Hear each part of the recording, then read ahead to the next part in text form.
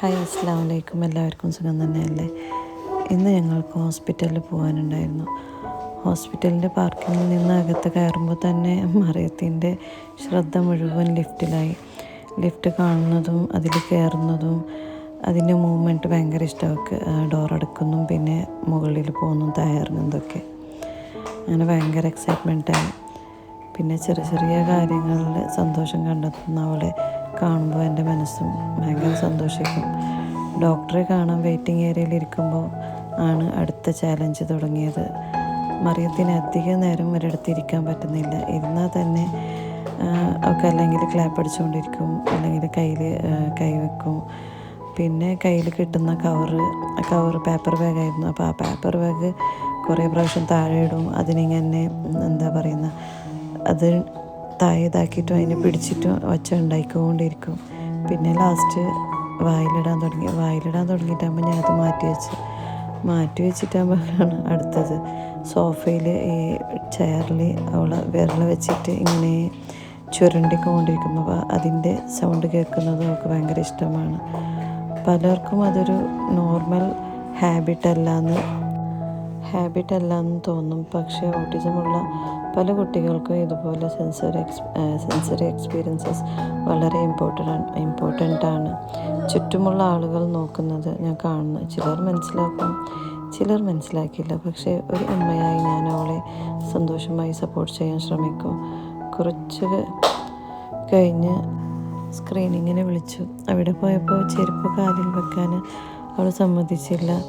ഊരിയെടുത്ത് മാറ്റി വീണ്ടും വെക്കാൻ ശ്രമിച്ച പിന്നെയും വരും. അതൊരു ചെറിയ കാര്യം പോലെ തോന്നുമെങ്കിലും ആ സമയത്ത് അത് മാനേജ് ചെയ്യുന്നത് വളരെ ബുദ്ധിമുട്ടാണ്. അതിൻ്റെ ഇടയിൽ ആൾക്ക് വിശപ്പും തുടങ്ങി. ഹോസ്പിറ്റൽ കഴിഞ്ഞ് ഞങ്ങൾ സൂപ്പർ മാർക്കറ്റ് നേരെ പോയി. താഴെ ഇറങ്ങിയിട്ട് സൂപ്പർ മാർക്കറ്റിൽ കയറിയാൽ അവൾക്ക് എല്ലാം ഒരു പുതിയ ലോകം പോലെയാണ്. ഷെൽഫ് കാണുന്ന പല സാധനങ്ങളും അവൾക്ക് വേണം. ഒരു പാക്കറ്റ് എടുക്കും, പിന്നെ വേറൊന്ന് കാണുമ്പോൾ അത് വേണം. ഒരു പ്ലേസിൽ നിർത്താൻ തന്നെ ബുദ്ധിമുട്ടാണ്. അവളെ പിടിച്ച് ശാന്തമായി നടക്കുന്നത് തന്നെ ഒരു എക്സസൈസ് പോലെയാണ്. വിശപ്പുണ്ട്, പക്ഷേ അവൾ കാണുന്നതൊക്കെ കൊടുക്കാനും പറ്റില്ല. ഒരു അമ്മയായി അതാണ് ഏറ്റവും വേദനിപ്പിക്കുന്ന ഭാഗം. മറ്റു കുട്ടികൾ ഇഷ്ടമുള്ള സ്നാക്സ് എടുത്ത് സന്തോഷത്തോടെ കഴിക്കുമ്പോൾ ഞങ്ങൾ ഓരോ പാക്കറ്റും തിരിച്ചു നോക്കണം. ഇൻഗ്രീഡിയൻസ് എന്താണ്, ഷുഗർ എത്രയുണ്ട്, അവർക്ക് ചേരുമോ, ഇതൊക്കെ ചിന്തിച്ചിട്ടാണ് ഓരോ ഡിസിഷനും എടുക്കേണ്ടത്. പല പ്രാവശ്യവും അവൾക്ക് എന്തെങ്കിലും വേണമെന്ന് കരഞ്ഞാലും കൊടുക്കാൻ പറ്റുന്നില്ല. ഇല്ല മോളെ എന്ന് പറയേണ്ടി വരും. ആ നിമിഷങ്ങൾ വളരെ കഷ്ടമാണ്. ഒരു പാരൻറ്റിനെ സ്വന്തം കുട്ടിയുടെ ആഗ്രഹം നിറവേറ്റാൻ പറ്റാതിരിക്കുന്നത് വലിയ വേദനയാണ്. പക്ഷെ അവളുടെ ആരോഗ്യവും കംഫർട്ടുമാണ് ഞങ്ങൾക്ക് ഏറ്റവും പ്രധാനം. ഓട്ടിസം പാരൻറ്റിങ് ഇതുപോലെ ഒരുപാട് ചെറിയ പോരാട്ടങ്ങളുണ്ട്. സോഷ്യൽ മീഡിയയിൽ കാണുന്നത് പോലെയല്ല. ദിവസവും പെർഫെക്റ്റ് അല്ല. സന്തോഷമുള്ള നിമിഷങ്ങളും ഉണ്ട്, അതുപോലെ കരച്ചിലും ഫ്രസ്ട്രേഷനും ഉണ്ട്. എന്നാലും ഓരോ ദിവസവും പുതിയ പ്രതീക്ഷയോടെ ഞങ്ങൾ മുന്നോട്ട് പോകുന്നു.